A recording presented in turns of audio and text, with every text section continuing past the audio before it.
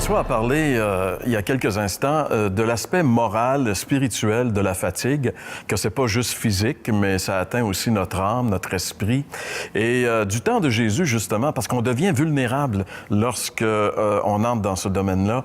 Et du temps de Jésus, il y avait justement beaucoup de gens qui ployaient sous des fardeaux incroyables que les leaders religieux mettaient sur les épaules des gens. De tout temps, les leaders religieux ont été des experts pour écraser les gens avec des lois, des ordonnances. On n'a qu'à penser ici au Québec, il y a quelques années, en fait plusieurs années derrière, mais quand même, lorsque les dames étaient obligées d'avoir des enfants chaque année, et parfois, il y en a même qui sont mortes.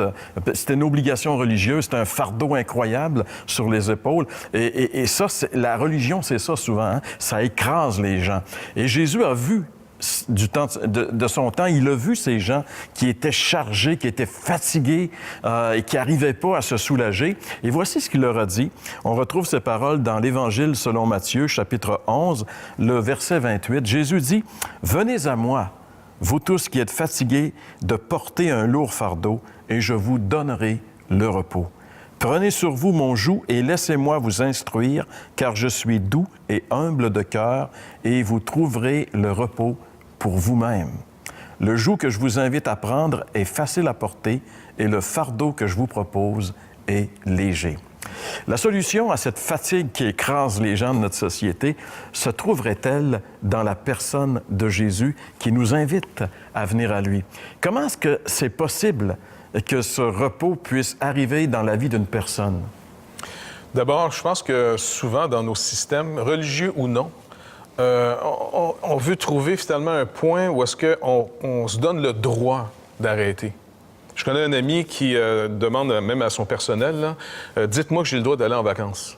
Parce que pour lui, il se sent quasiment coupable même de prendre des vacances. Mais cette forme de culpabilité latente qu'on a, qui est de tout temps, qui est universelle, Jésus, finalement, l'a voyé à son époque, et puis comme tu l'as rappelé, les dirigeants, je pense des fois dans l'intention de tellement bien faire, parce qu'on a toujours ce problème-là dans notre tête. Est-ce que j'en ai assez fait?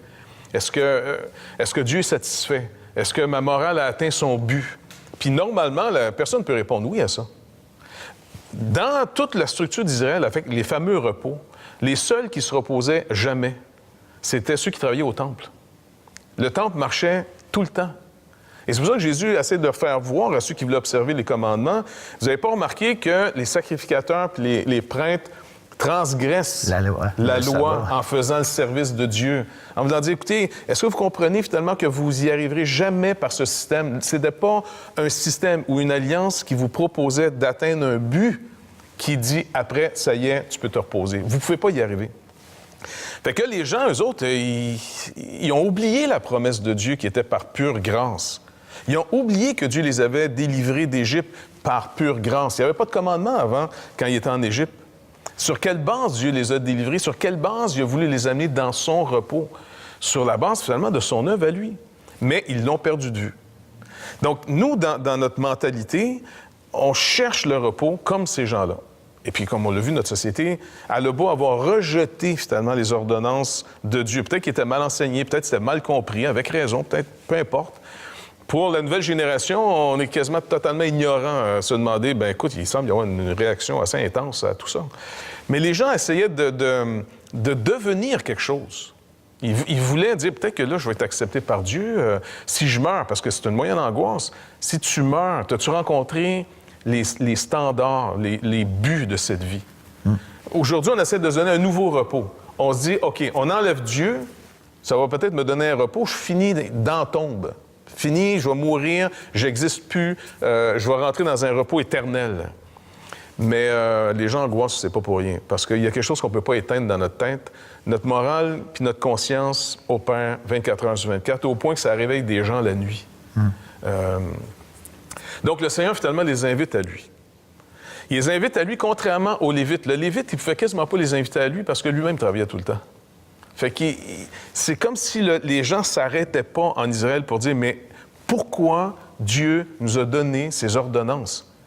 À quoi? Qu'est-ce que c'est supposé d'atteindre, le but? Il y a des gens qui arrivaient à vivre le système puis n'étaient encore pas en paix. Par exemple, le jeune homme riche, on l'a déjà cité dans d'autres exemples, là, mais le jeune homme riche, il y a un jeune homme qui vient à Jésus et il n'est pas encore bien, il n'est pas dans le repos. Il manque quelque chose. Il manque quelque chose encore dans lui, il n'est pas bien. Et puis, il vient voir Jésus qui semblait être dans une paix que personne ne comprenait. Parce que Jésus était dans la paix, dans le repos. Et c'est à ce repos qu'il va nous inviter. C'est pour ça qu'il dit, venez à mon école, je vais vous apprendre. En d'autres mots, comment je vais dépendre de lui pour entrer dans ce repos. Puis le jeune homme riche, Jésus, il lui dit, qu'est-ce que je dois faire pour entrer dans ce repos, dans cette nouvelle vie, dans ce qui était promis à Israël? Fais ce que la loi commande. Puis le jeune homme va répondre, depuis que je suis tout petit, je le fais. Et Jésus ne le traite pas de pharisien ou d'hypocrite à la limite, là, parce qu'il reconnaît que c'est vrai.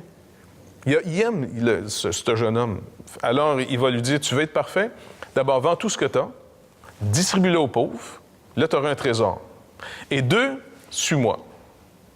Mais là, le gars, il n'aura même plus d'argent pour s'acheter un sacrifice de pauvre qui est un pigeon, je veux dire. Il n'y a plus de scène. Et le Seigneur veut lui enlever les moyens de l'atteindre, ce but, par lui-même. Pour dire, il faut que tu comprennes que je suis venu justement pour te délivrer de cette malédiction de la loi. Mais nous, on ne peut pas s'en défaire nous-mêmes. Parce que même si on a mis Dieu dehors de nos vies, on n'a toujours pas, comme société, trouvé de repos. On ne trouvera jamais, dans toute l'histoire de l'humanité, là, on a beau se dire plus jamais de grandes guerres, plus jamais après des catastrophes. Mais on sait que 10 ans plus tard, on en a un autre. Alors, même dans l'histoire de ce jeune homme-là, la réponse est encore Jésus. Ouais. Il doit venir à lui, puis il doit trouver en lui sa satisfaction. François, comment on vient à Jésus? Bien, en fait, là, Jean-Pierre, Jésus sur la croix a accompli ce qu'il fallait. C'est en Jésus, oui, qu'on trouve le repos, mais c'est parce que lui a payé le prix qui était nécessaire pour nous obtenir le repos de nos âmes, pour nous donner la paix, nous assurer de son pardon. Et ce qu'il faut faire, c'est tout simplement répondre à son appel. On a lu le verset tantôt, « Venez à moi ». Bien, moi, je vous invite aujourd'hui, vous qui nous écoutez, de venir au Christ tel que vous êtes. Arrêtez de vous fatiguer avec toutes les luttes, les combats que vous avez et regardez à la croix du Calvaire, là où le Christ a donné sa vie pour chacun d'entre nous. Et lorsqu'on vient à lui comme ça, bien, on obtient ce repos. Fait que vous pouvez le faire juste comme dans une simple prière. Dire, Seigneur, je reconnais que je me fatigue, mais ben trop. Mais Seigneur, je veux que tu me donnes maintenant ton pardon. Je viens à toi, reçois-moi simplement tel que je suis pour me donner ce pardon et cette paix, ce repos dont j'ai tellement besoin.